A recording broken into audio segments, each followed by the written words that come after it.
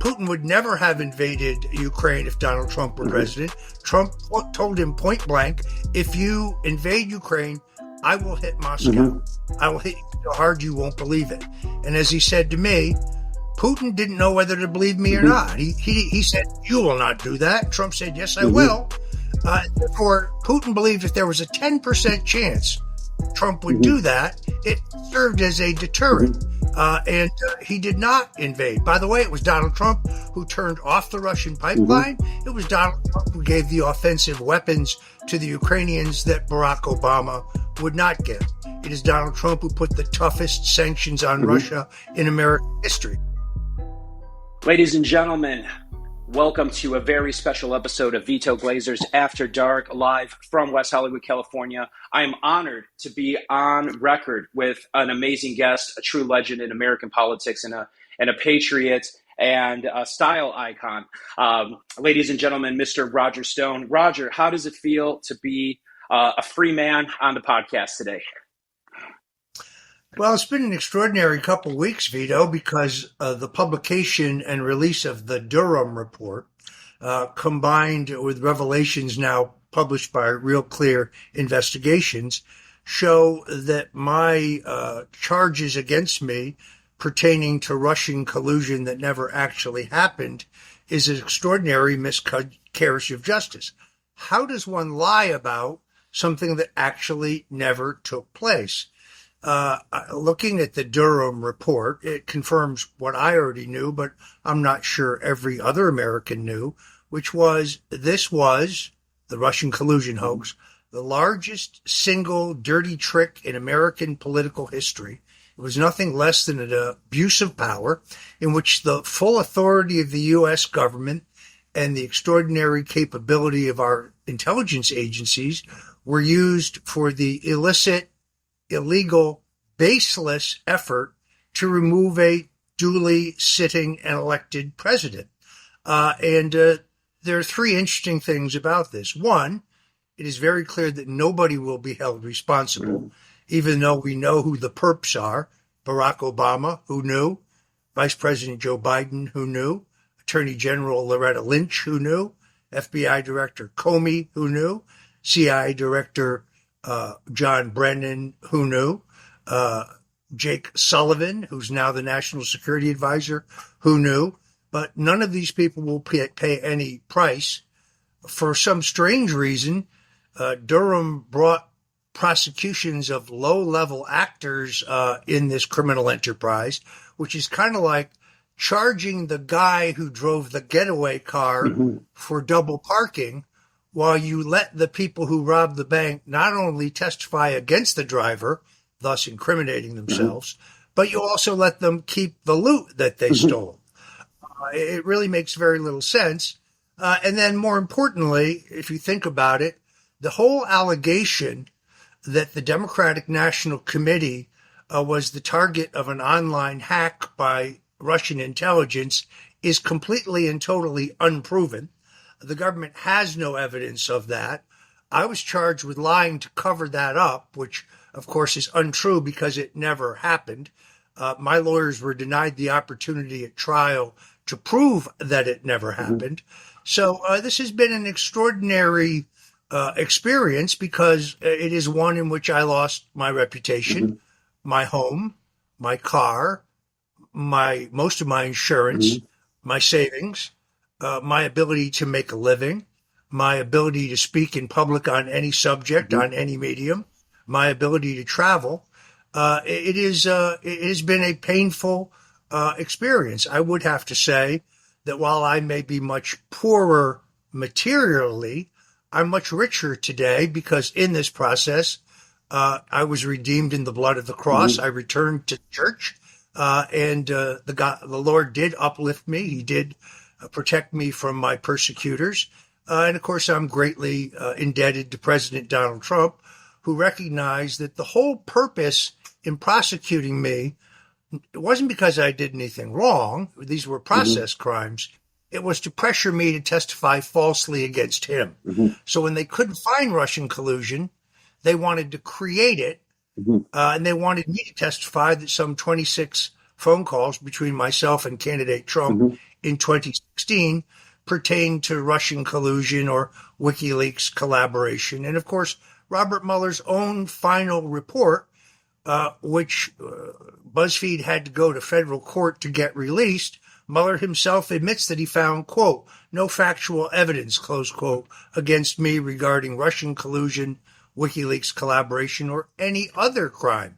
So it's a Kafkaesque nightmare, but I'm glad to be alive today to tell about it. And I'm delighted to be able to tell about it on your show. Well, we're super grateful that you are here to tell the story, and I'm sure that the Lord will turn your enemies into your footstool, as is promised in the good book.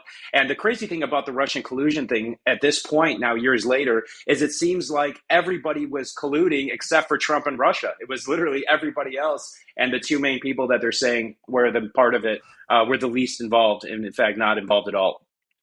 So now on the topic of Russia, right, we've got this big war going on. People have been hating on me. I don't know if you know, but I recently married a very beautiful Russian woman, and she's pretty popular on social media. And you should see the crazy stuff that people are commenting on her things. They're like, say that you're Ukrainian, say that you denounce Russia. And she's like, well, I denounce the war, but I'm not going to say that I'm something I'm not, right? And whenever I see the mainstream media and all the talking heads get behind something too much, it immediately puts on my BS alarm. And I've been very suspicious of the war from the beginning. Obviously, we know Donald Trump was the first president where Putin didn't invade anybody for 4 whole years. It's the first time basically in Europe's history, modern history. And now we have a brand new president. We got the world's most popular president with the lowest approval rating of all time, who immediately starts this giant cash exchange with one of the world's most volatile countries. In my opinion, and a lot of people call me a conspiracy theorist, but as we know, a conspiracy theorist is just somebody who's just a couple months away from being right these days, right? A lot of people call me a conspiracy theorist because I said they're just basically turning this into a big cash grab. And now you see Zelensky buying himself Vogue covers. You see him just basically spending all this money, and all of a sudden there's all these billionaires moving around the world on the back of the American taxpayer. Again, I'm not there. You're much more entrenched in the war with the deep state and all these things that are going on. What is your opinion of what's really going on with Ukraine? And what I would love is your insights on what actually has to be done or who has to be removed or what the actual solution is to end the war. And do they even want to end the war?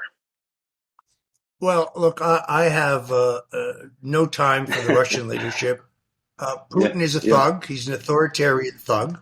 But that doesn't mean I hate the Russian people. Of course. I had relatives mowed down by Russian tanks in Budapest in 1956. So the idea of accusing me of collaborating with the Russians is nonsensical.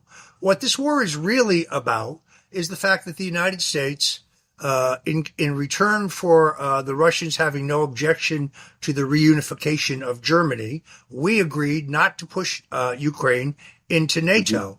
But let me define that. We agreed not to put offensive missiles on the ground in Ukraine pointed at Russia. We certainly went a step further because there are indeed bioweapons labs that we are funding on the ground in Ukraine. So I think you're absolutely right about two things. One, Putin would never have invaded Ukraine if Donald Trump were president. Trump told him point blank, if you invade Ukraine, I will hit Moscow. I will hit you so hard you won't believe it. And as he said to me, Putin didn't know whether to believe me or not. He said, you will not do that. And Trump said, yes, I will.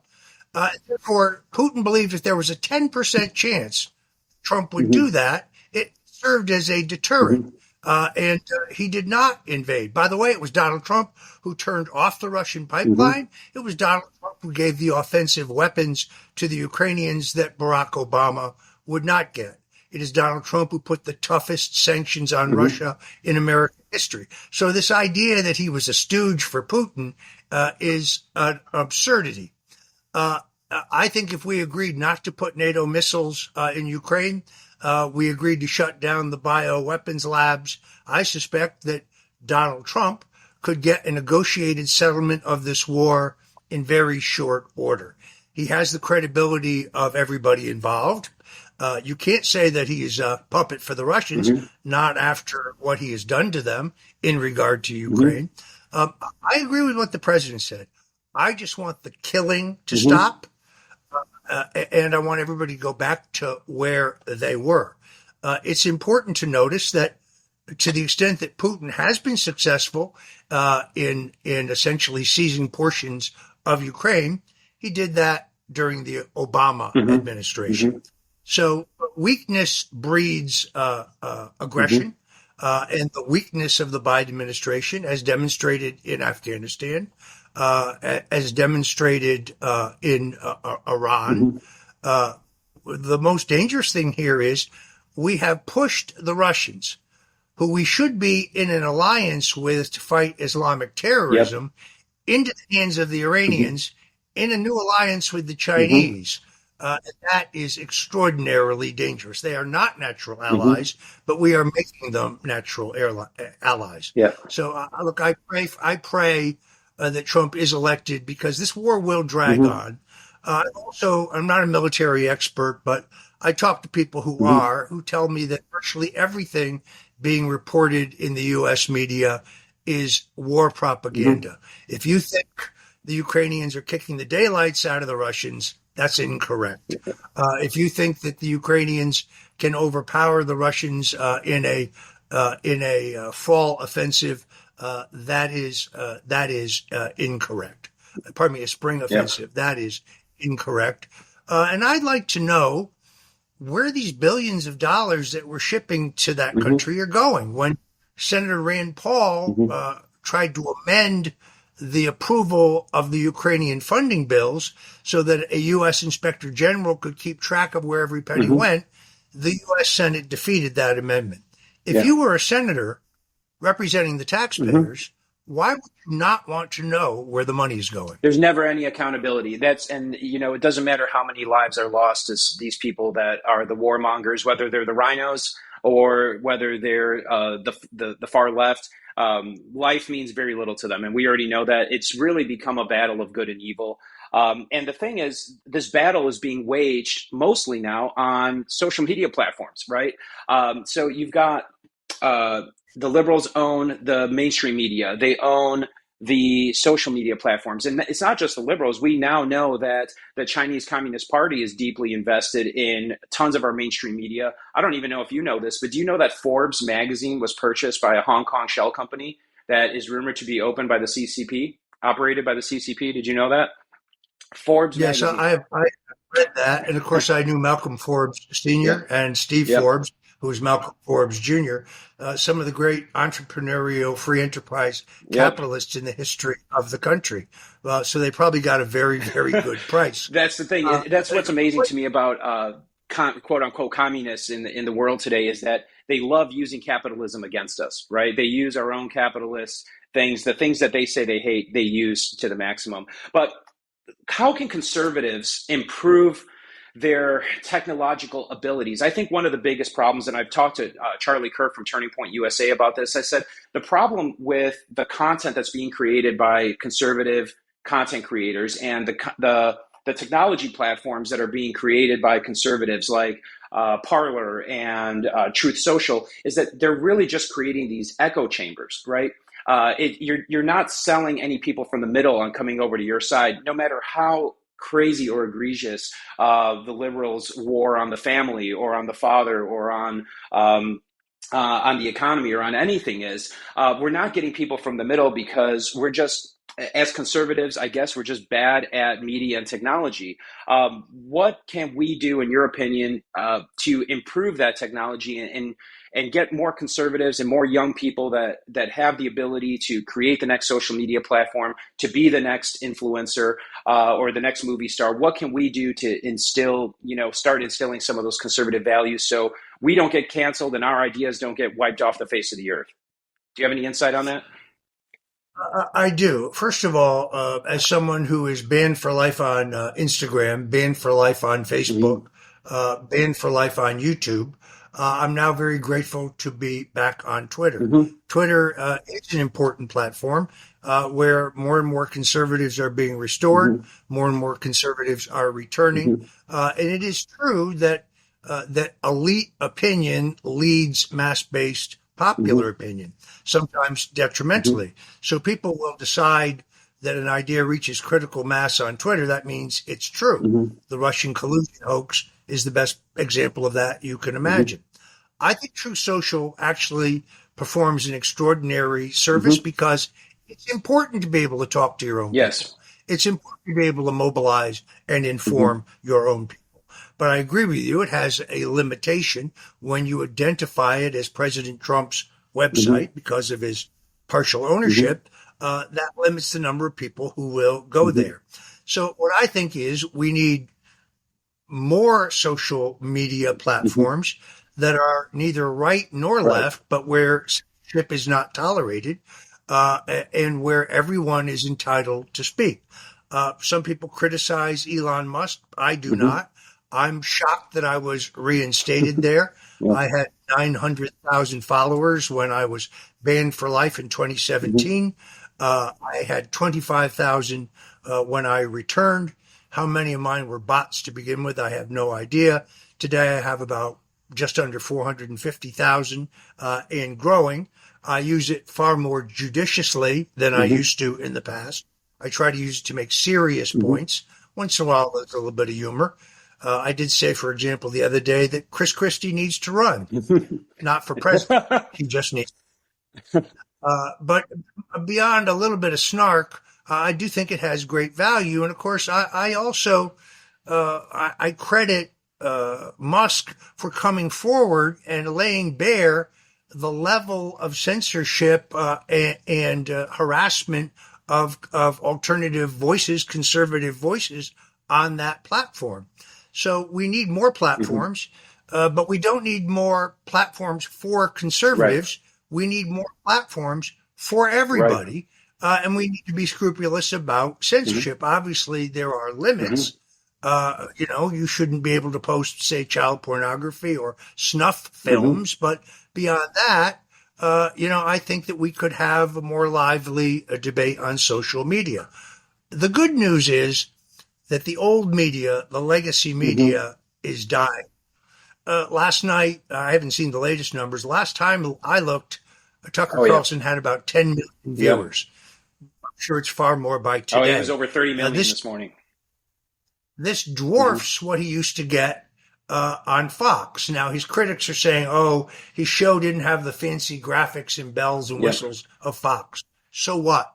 It Tucker Carlson is about content Mm-hmm. to begin with. Yep. He's about truth telling and facts. Mm-hmm. Robert Kennedy's successful Yes. Twitter space the other Mm-hmm. day.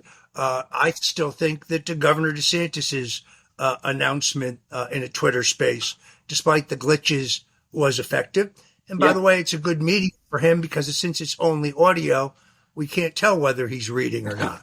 Or Although whether it he's short sounds or to me, tall, as Trump accused him of being too short to be president. but I think that podcasts like Yep. this one, social media platforms are going to play an outsized role in the 2024 election, mainly because, and the Russian collusion hoax has a lot to do with Mm-hmm. this, and I think the war is also going to have an impact. More and more and more Americans don't trust CNN, Right. don't trust Yep. MSNBC, don't trust Fox, Right. don't trust ABC, Mm-hmm. NBC, CBS. And their numbers are dropping. Yeah. The number of people watching the legacy media, the number of people reading the New York Times and the Washington Post continues to drop. So, as Chairman Mao said, let 1,000 flowers bloom. Mm-hmm. We need more outlets where people can go without fear of censorship. Yeah, and the fear of censorship is spreading not just from social media platforms, but even as far as banking now. I know conservatives and I know social media influencers who I'm friends with who they can't get credit card processing. They're even being banned from Uber. They're being banned from just basic fundamental things because of their political views. And that leads a lot of conversation back to blockchain. But some conservatives are afraid of blockchain. They're saying that, Bitcoin is a product of the Chinese, or that Putin started Bitcoin, and all the conspiracy theories. Do you have any opinions on blockchain, or any insight of how conservatives could use blockchain to maybe amplify our position on the tech platform? Well, unfortunately, I'm a technological Luddite, so I can barely operate my cell phone. But I must say that the idea of a digital currency, the idea of having only a digital currency where your funds are controlled by the government, is a very scary idea. I just read about a bank in the UK where if you have money in the bank and you want to go to withdraw money, you have to justify with the bank what the money is for. If you're going to pay an invoice, you have to show them the invoice. You should have the ability to spend your own money any legal way you want to spend it. So I think the idea of a digitized currency that puts all control in the hands of the government, where they could use a social or political media score to decide whether Vito can buy groceries today, or whether Vito can buy gasoline today, or whether Vito can take out $1,000 and go to the racetrack and bet on the pony Yep. today. Yeah. So that I forgive me if I'm misquoting it, but I think I saw a press release where you were on a board of advisors for a new conservative blockchain project called Common Sense Coin. Can you tell us a little bit about how you got involved in that, and what your involvement is with that, with Common Sense Coin? Yeah, yes. First of all, let me say I own nothing. Yeah. I'm not a principal in this company, but they have a very intriguing idea, which is why I decided to agree to serve without compensation on their advisory board. When you go to Amazon and you buy a product, and Jeff Bezos makes money, he takes a portion of that money, as is his right, and he gives it to left-wing causes, PACs, and candidates. That is the concept behind this product. Common Sense Coin is a place where you use these coins to make commercial purchases. They could be books, they could be T-shirts, they could be NFTs, they could be anything. But the company has pledged to give a portion of their profit, of their revenues, to conservative causes. The one thing you cannot do is earmark your money. So you can't say, oh, I'm going to buy these books and I want 20% of the profits to go to a pro-Trump super PAC. That under federal election law would be illegal.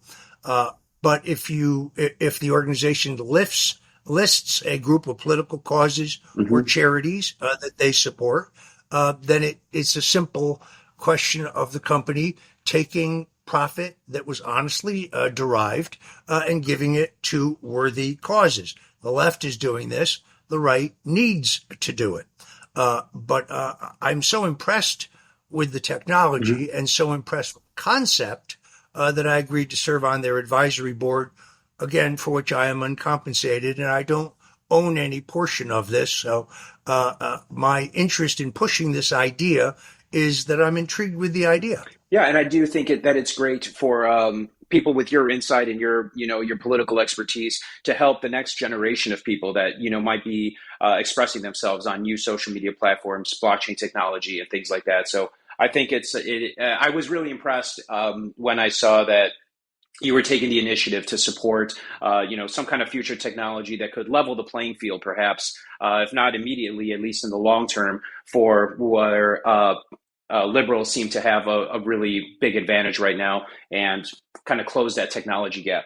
So that being said, I got to wrap this up with an amazing question. Everybody wants to know, 2024, I know you're very grateful to Trump. I don't know what your political loyalties lie to him as far as, if you're going to endorse him or not. But 2024, I guess my question to you is, Trump, DeSantis, or Biden, who would you want to win? Who do you think will win? Who do you think would be the best for America? I'm strongly supporting Donald Trump for his second term in the White House.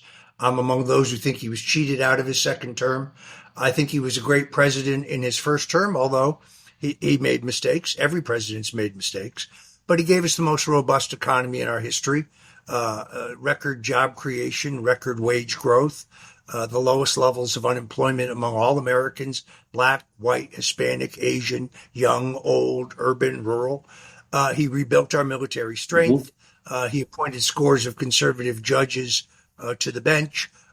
He, rather than pursuing the neocon strategy of sticking our nose in more endless foreign wars, he's the only president in modern times that not only didn't start a new war, but brought our troops back from abroad without the calamitous disaster that we saw in Afghanistan. So I also think, and I know some will disagree with this, that Trump is a natural phenomena. In other words, I think there's 15 to 18% of the vote out there in America. They are not Republicans. They don't particularly like Republicans or Democrats. They like Donald Trump. Yep. They would not vote for Governor DeSantis, particularly now, but they will vote for Donald Trump. These are the people who did not vote for Mitt Romney, who did not vote for John McCain. Many of them didn't vote at all, and some of them actually voted for the Democrat. So I would have to say that Trump is, in my opinion, not only our strongest candidate, but I think he's the only one with the experience to do the job. I think he learned a lot in his first term, and I think that those lessons will be well applied in a second term. I think Governor DeSantis has unfinished business in Florida that he needs to deal with. He was just reelected months ago. We have an insurance crisis in our state, among other problems. And he's 42 years old. He's more than enough time to run for president. I'm intrigued by the candidacy of Robert F. Kennedy Jr. I like his position on war. I like his position on sealing the border. I like his skepticism of big pharma. I don't agree with him when he says the Chinese are not a threat to us militarily. Strongly disagree with that. He's also a supporter of climate change. I don't believe in climate change. He's modified his position on the Second Amendment. I find it quite palatable. He's not interested in confiscating guns, but he is interested in studying the role of these psychological drugs in mass murder. Every time we have a mass murder, there is no discussion of the drugs that the murderers are on. So I think he's headed in the right direction. I think it'll be very hard for him to win the Democratic nomination.